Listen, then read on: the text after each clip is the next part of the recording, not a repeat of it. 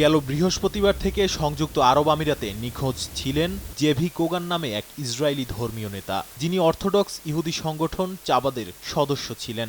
এ নিয়ে তদন্ত শুরু করে ইসরায়েলি গোয়েন্দা সংস্থা মোসাদ এবং সংযুক্ত আরব আমিরাত কর্তৃপক্ষ।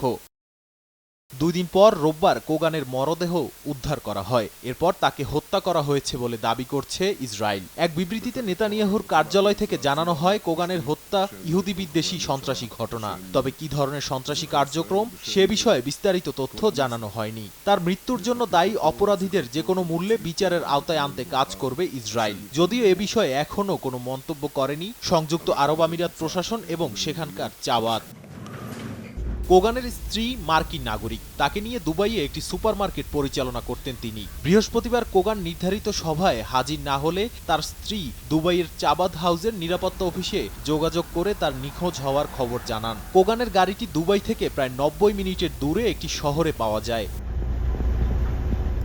কোগান নিখোঁজ হওয়ার পর ইহুদি নাগরিকদের সংযুক্ত আরব আমিরাত সফরের বিষয়ে সতর্কতা জারি করে ইসরায়েল। জাতীয় নিরাপত্তা পরিষদ থেকে বলা হয়, আরব আমিরাতে সন্ত্রাসীদের তৎপরতা রয়েছে, যা দেশটিতে অবস্থানরত বা সফররত ইসরায়েলিদের জন্য ঝুঁকির কারণ হতে পারে। নাদিম মারজান, সময় সংবাদ।